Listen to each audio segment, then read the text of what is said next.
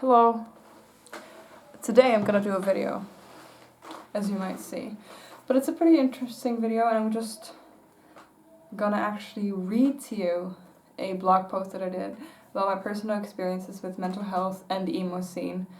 And I hope that I can maybe shed some light on some issues that I personally experienced without sounding like alarmist. Because this is definitely not a video where I go, oh my god, the emos are making each other depressed. Not at all. What I just want to say is that there are certain places on the internet that aren't as what they say they are. They might say, oh, we're an emo group, but it's actually a group where people make each other worse. And it's kind of like pro-ana, maybe. So, just straight off the bat, huge fucking trigger warning. This is not a fun video to watch. If you are sensitive to topics like self-harm, suicide, depression, anxiety, mental health in general, it's not the video for you. It's just not going to be, abuse too. It's not the videos for you. I am sorry. You might have to click off, but that's just what I'm gonna talk to you about today. I hope you enjoyed this video. So, what I'm gonna do, by the way, is just read this thing out loud. It's lovely when they're having a party right on top of you when you're trying to film a video. I swear. Okay. Although I love writing about music and emo things, no, I'm not gonna read that part, Jesus. So, I don't want to linger too much on my own mental health issues necessarily, but for context, it's rather important to understand what my struggles were as a teenager. To start with, I am ADHD, and I have been diagnosed with that since I was an 8-year-old. Before my 18th, however, I never realized how my ADHD fully impacted my day-to-day, beyond me being easily distracted. Therefore, most of the insight I have about my ADHD and my teenage years are in retrospect. I also have suffered emotional and sexual abuse from a family member for most of my teenage years. My mental health plummeted in the most quite soon after the abuse stopped. This caused me bad anxiety and some depressive symptoms. I also struggled with self-harm because of these issues. With that out of the way, I would like to talk about a few emo friends I had when my mental health problems were at their worst. I had a bunch of friends whose mental health were a lot worse than mine. They would often use me as a crutch, and I would often let them. My friendships with a lot of these people was based on a shared love for certain artists, such as Panic at the Disco, My Chemical Romance, Fall Out Boy, Linkin Park, Bring Me the Horizon, etc. They were mainly mainstream bands that are usually associated with emo. Having a bunch of friends with terrible mental ill health and several mental illnesses, some having accounts purely dedicated to self-harm and suicidal ideation, caused the culture around these friendships to be quite dark. This wasn't a group of people dedicated to the music. It was a group of people glorifying and romanticizing their own mental illness to each other. Although some did quote songs, usually the interactions in that group were nothing but heavy topics. This kind of environment really influenced how I talked to myself about my mental health problems. I started to take pride in my misery. I started to feel like chasing the rush from self-destruction was a good thing. The amount of dopamine that I could feel from a split second when I mentally hurt myself was intoxicating. Most importantly, I set in motion a never-ending cycle of self-pity that caused me to self-sabotage most of my attempts at recovery. Supporting myself was not something that ever crossed my mind. I felt broken, but I was okay with that, because it meant I had a group of people. Beyond this, it felt good to fantasize about having band members show me the love and affection that I desperately needed at the time. It felt validating to have Gerard Way care about my mental health problems in my mind. My mind was honestly a fanfiction machine, running day and night. This was a welcome distraction when my brain did decide to go berserk, but it wasn't actually helping me get better. This behavior again came down to the cycles of self-pity and hatred rather than self-compassion.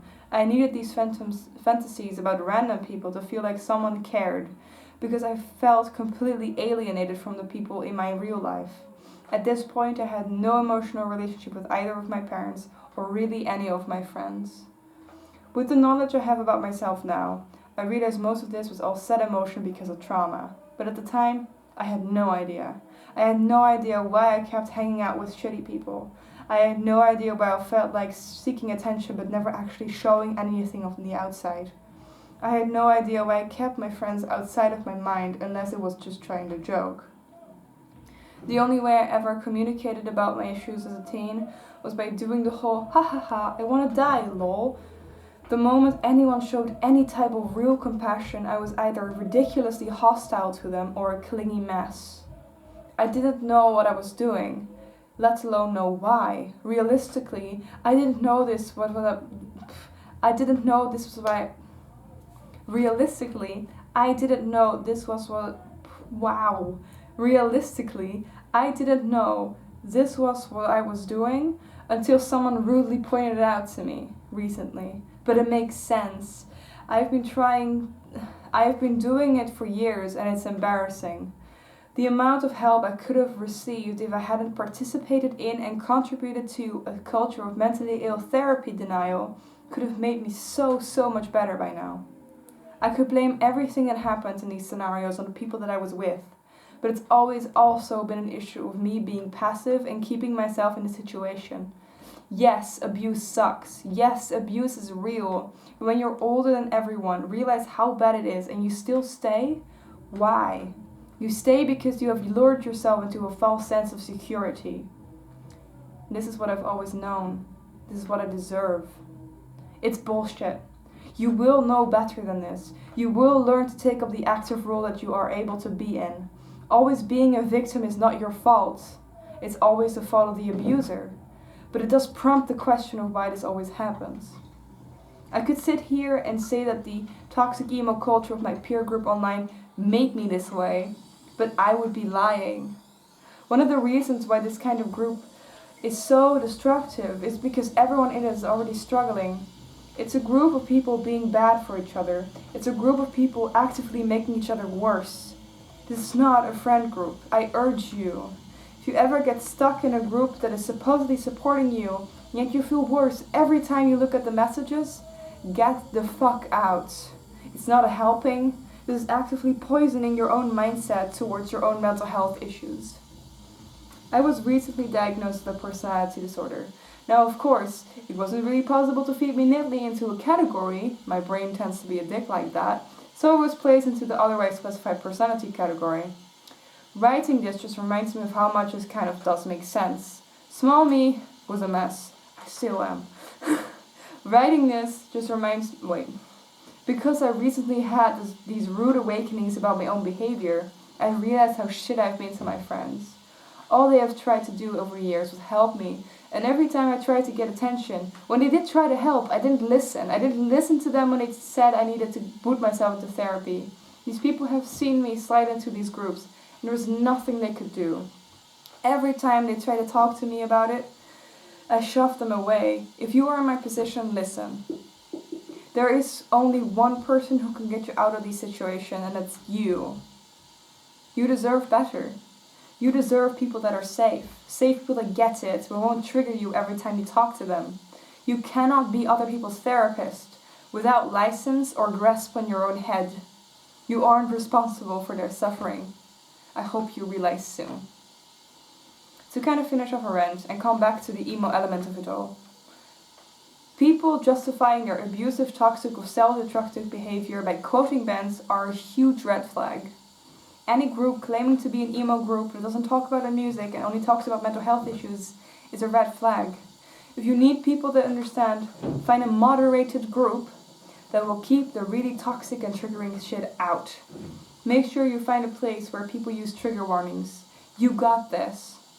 Don't let this experience ruin the music for you. The good emos are out there, waiting for you.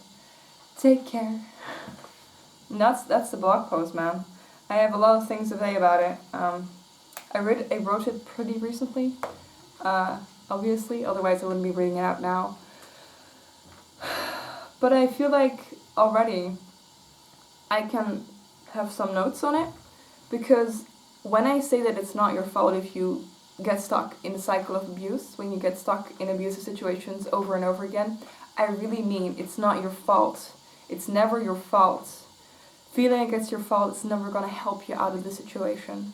What I am gonna try to encourage you though is what kind of behavior are inside of you that keeps letting this happen to you. Like, what kind of behavior are you inhabiting that makes it so that you can't support yourself, you can't get yourself out of these situations before they are so intense that you can't escape them because this person has all the control over you. Like, there's something self-sabotaging, or like something like you're so passive or whatever. At least like I have always been in very toxic friendships with a lot of people, right? These people got control over me and they were shit to me, and that's never my fault. When I'm in a situation, it's not my fault that I got in this situation. But because it happens over and over again, you start to have to question yourself, like, what am I doing to myself that is leading these people to take advantage of me over and over again? What am I doing to myself that is happening to me, right? And I want you to question yourself in the least, like, struggle. Like, I want you to question yourself in the least abusive way possible to yourself, right? Be compassionate, because this is stuff you have for a reason. Like, if you struggle with this, if you constantly keep being in abusive relationships like I was, the reason you're like this is probably not a positive thing. You've probably experienced childhood trauma, you've probably experienced some really heavy shit before in your past, or just have had like a rough childhood. You just don't deserve to be in a situation. I'm never gonna say that you deserve to be in these situations. You don't. No one does. I just want you to protect yourself. And I want you to know that there's a way to protect yourself. And I want you to know there's always a way out. And a way to protect it from happening again. Because it's not that some people that are just too passive or whatever some people say attract abusive people. It's that we don't fuck them off. Other people that have like a shell, there's a reason that people stick with us. It's because that are like shitty to us. It's because other people would have sent them away ages ago. We just won't stand up for ourselves, and that's bad. You have to learn to stand up for yourself, because abusive people will take advantage of it. And I just don't want it happening to you again and again and again. So please take care of yourself. You can do this. Get therapy, trust me. Okay? You can do this. I believe in you. I did it. Well, I'm still doing it. I'm definitely still doing it. But you can, you know? You can. So I hope you get something out of this video, even though I'm really bad at reading things aloud. I hope you still got something out of it.